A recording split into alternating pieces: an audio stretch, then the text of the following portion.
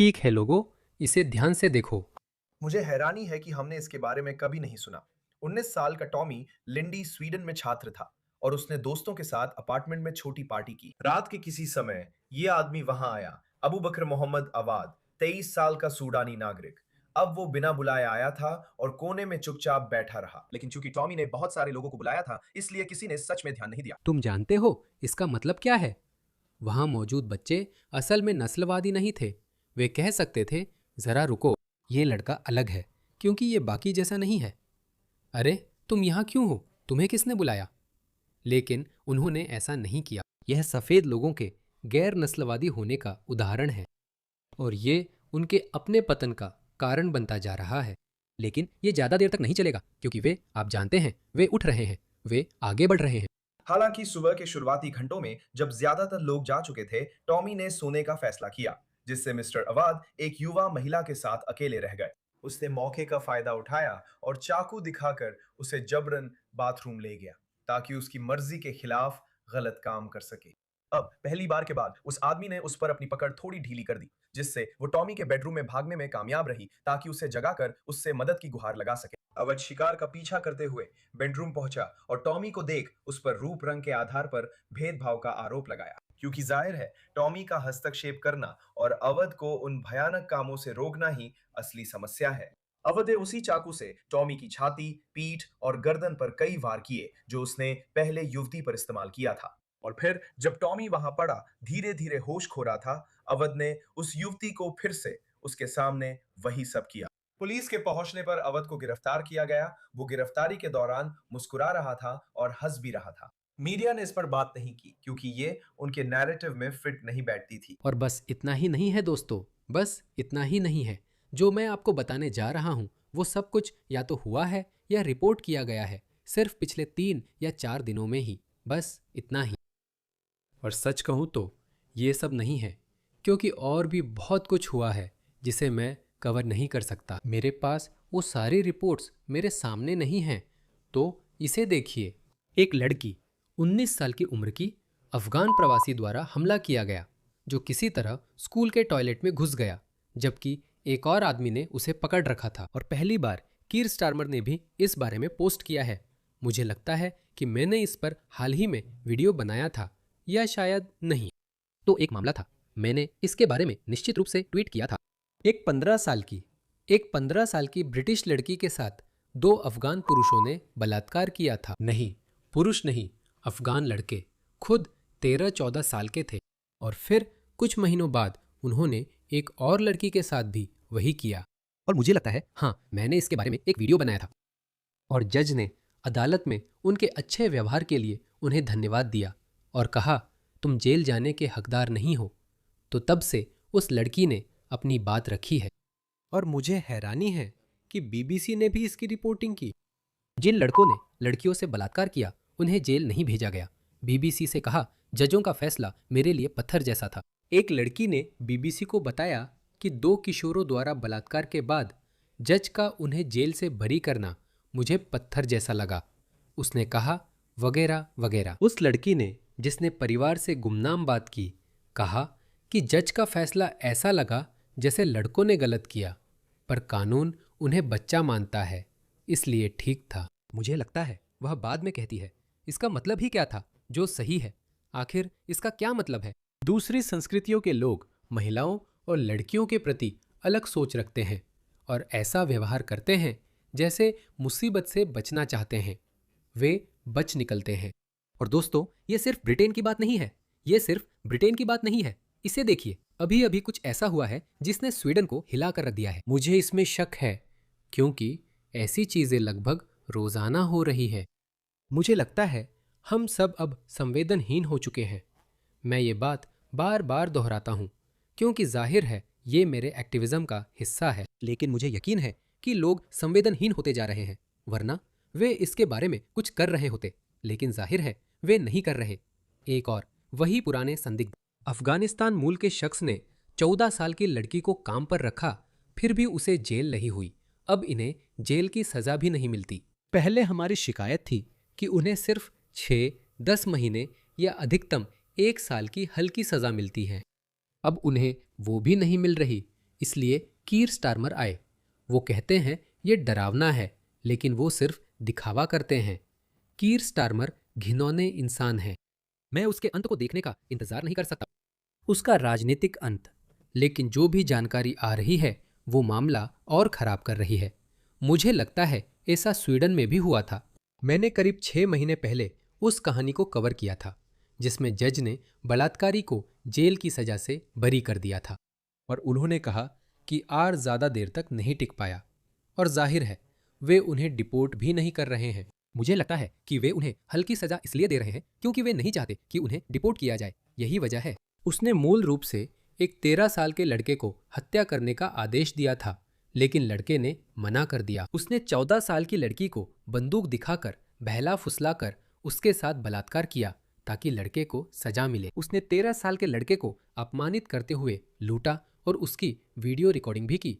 क्या आप सजा बता सकते हैं? अब 18 साल के अफगानिस्तान मूल के व्यक्ति को इन सभी अपराधों के लिए मिली सजा, मुझे अंदाजा लगाने दो, कुछ भी नहीं।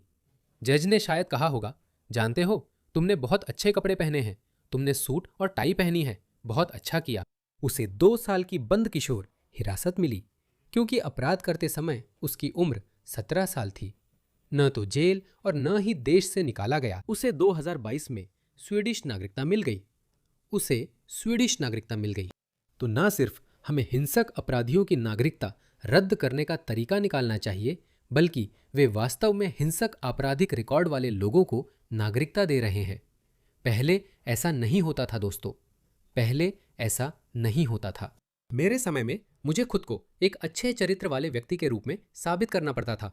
न सिर्फ ऑस्ट्रेलिया में बल्कि अपने देश पाकिस्तान में भी कोई आपराधिक रिकॉर्ड नहीं होना चाहिए था। हमें उन्हें पुलिस रिपोर्ट देनी पड़ती थी। पाकिस्तान में आप चीज़ें जाली बना सकते हैं और पुलिस को रिश्वत दे सकते हैं, लेकिन ऑस्ट्रेलिया में यह संभव नहीं है। यदि आपके पास आपराधिक रिकॉर्ड है तो वह पुलिस रिपोर्ट में दिखेगा। इमिग्रेशन विभाग बोलेगा, माफ़ कीजिए, लौट जाइए। आपके पास आपराधिक रिकॉर्ड है, लेकिन अब ऐसा नहीं है। आप ये सब तरह के हिंसक अपराध कर सकते हैं और फिर भी नागरिक बन सकते हैं। क्या हुआ? कुछ गंभीर रूप से गलत हो गया? कुछ गंभीर गलत हुआ।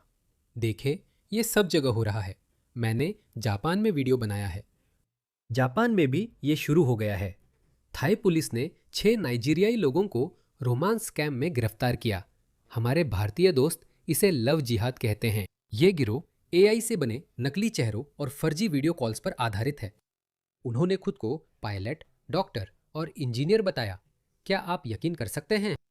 वे कहते हैं कि डॉक्टर, इंजीनियर आपको समृद्ध करेंगे, थाई महिलाओं को निशाना बनाते हैं और पैकेज कस्टम में फंसा बताकर ट्रांसफ़र फीस मांगते हैं। तो आइए मिलिए। और फिर वे वही आम चीज़ें करते थे। यह दिल खुश कर देने वाला वीडियो है, देखिए। ओह,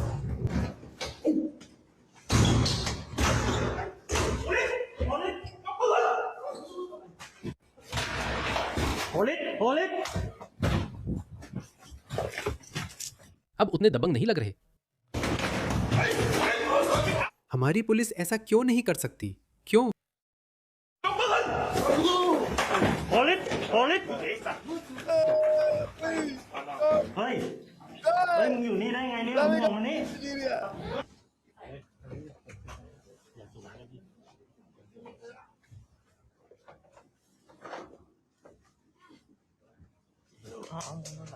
यही हो रहा है दोस्तों, इसे देखो। हमारे पास जितने सबूत हैं वो इतने ज़्यादा हैं कि सबसे बड़े संदेहियों को भी अपनी सोच पर फिर से विचार करना चाहिए। आप जहां भी देखें, हर एक देश में, हर उस देश में जिसने इस तरह का डेटा रिकॉर्ड करना शुरू किया है, यह नकारा नहीं जा सकता। इसे देखिए, सीरियाई प्रवासी। यह जर्मनी है। सीरियाई प्रवासी। जर्मनी में प्रति लाख पर हिंसक अपराध के संदिग्ध। सीरियाई मूल के लोग 740, अफगान 122, मात्र 163 जर्मन नागरिकों की तुलना में। और मुझे यकीन है कि यहाँ भी बहुत सारे तुर्क हैं, बहुत से लोग अन्य सांस्कृतिक पृष्ठभूमि से हैं। मैंने ये आंकड़े कई बार दिखाए हैं। इसे देखिए। मुझे लगता है ये डेनमार्क था। इसे देखिए। हाँ, डेनमार्क। अगर हम मूल डेनिश लोगों को मानक माने तो सोमाली लोग 20 गुना ज्यादा अपराध करने की संभावना रखते हैं। सीरियाई लोगों के अपराध करने की संभावना 16 गुना अधिक है। हर जगह वही पुराने संदिग्ध मिलते हैं, सोमाली, मोरक्कन, फिलिस्तीनी, इराकी, उस मामले में पाकिस्तानी हैं। हाँ, ये आम तौर पर उत्तर अफ्रीकी और सीरियाई होते हैं, शायद इसलिए कि डेनमार्क में पाकिस्तानी या बंगाली इतने ज्यादा नहीं हैं। दोस्तों, आप जहां भी देखें वही कहानी बार बार दोहराई जा रही है।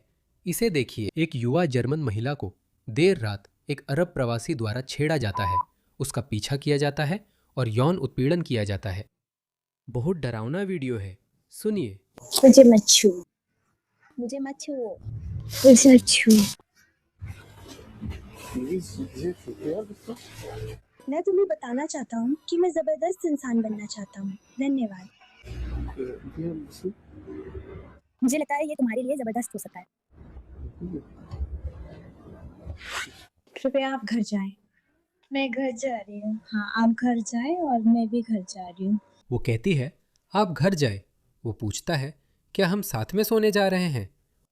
ये कासानोवा लोग। देखिए, वो धीरे धीरे बोल रही है ताकि सामने वाले को उग्र न करे। देखो, तुमने अपने देशों का क्या हाल कर दिया है। ये आपसी भरोसे पर टिके समाज थे। मेरी दादी, जो औपनिवेशिक भारत में रहती थी, वो एक कहानी सुनाया करती थी। वो कहती थी कि अंग्रेजों के जमाने में लड़की रात 1 बजे भी चल सकती थी, कुछ भी नहीं होगा, क्योंकि कानून और व्यवस्था बहुत बढ़िया थी। लेकिन वो इतनी उम्र तक रही कि पाकिस्तान की आज़ादी देखी और फिर वो वही बदहाल नरक बन गया जो आज आप देखते हैं। और जब मैं यहाँ आया, वैसे ऑस्ट्रेलिया अभी भी ऐसा ही है, लेकिन ये ऐसा नहीं रहेगा। मैं देखता हूँ, आप जानते हैं, लड़कियाँ घूमती हैं, स्कूल की लड़कियाँ दिन में घूमती हैं। मुझे नहीं लगता कि ऐसा वहाँ होता है। मैंने नहीं देखा। मुस्लिम इलाकों में मैंने कभी स्कूल की लड़कियों को इलफोर्ड या टावर हैमलेट्स या कहीं और घूमते हुए नहीं देखा। वो ऐसा नहीं करती। मैं तो कहूँगा, स्कूल की लड़कियों को छोड़िए, यहाँ तक कि आम महिलाएं, बड़ी महिलाएं भी वहाँ घूमती नहीं हैं। लेकिन जब आप गोरे लोगों के इलाकों में जाते हैं तो आप ज़्यादा महिलाएं, ज़्यादा लड़कियाँ और औरतें अपने आप घूमती हुई देख सकते हैं। लेकिन जाहिर है, उन पर भी बुरी नज़र डाली जाती है। वे सब, माफ़ कीजिए, मैं फिर से कहना चाहता हूँ, जाहिर है उन पर वही लोग शिकार बना रहे हैं जिन पर हमेशा शक होता है। देखिए, आपने अपने देश के साथ क्या कर दिया, इसे देखिए। अब ये जर्मन महिला अपने देश में आज़ादी और सुरक्षा से नहीं चल सकती, सिर्फ इन लोगों की वजह से।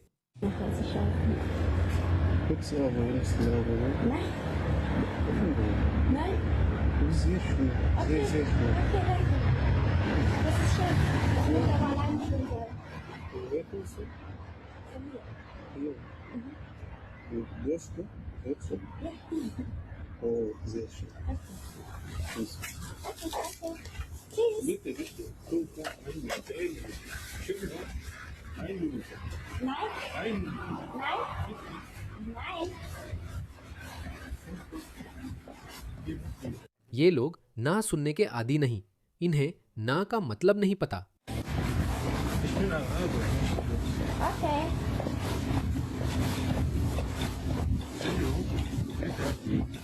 Nein, kein Instagram. Ich habe kein Instagram.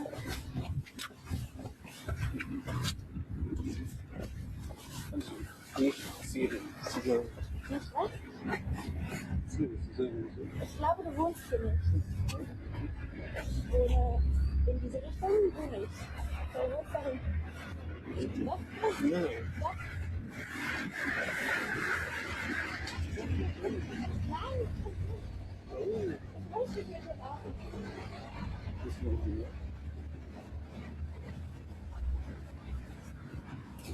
दोस्तों, हालात इतने खराब है कि बेल्जियम की पुलिस भी यूके की ओर जा रहे अवैध प्रवासियों का सामना करने से डरती है, क्योंकि उनका मानना है कि ये लोग ईरान और अफगानिस्तान के हिंसक सैनिक हैं। उन्होंने यूरोप महाद्वीप को इनसे भर दिया। क्या हमने बार बार नहीं कहा था? क्या हमने बार बार नहीं कहा था कि ये लड़ने की उम्र के पुरुष हैं? मुझे नहीं, बल्कि टॉमी रॉबिन्सन और ऐसे दूसरे लोगों को कट्टर कहा जाता है। तुम्हारी नस्ल ही तुम्हारी सबसे अहम चीज है, समझे? लोग और वो तथाकथित प्रगतिशील सन की कहते हैं कि पुरुष पहले जाते हैं, क्योंकि वे अपने युद्धग्रस्त देश छोड़ते हैं। नहीं, वो कहते हैं कि ये लोग युद्धग्रस्त देशों को छोड़ रहे हैं। हम पूछते, महिलाएं और बच्चे कहाँ हैं? वो कहते हैं, पहले ये लोग आते हैं, बाद में अपनी महिलाएं और बच्चों को लाएंगे। अगर ऐसा ही है तो हमें उसमें मदद क्यों करनी चाहिए? मैं क्या कहूँ,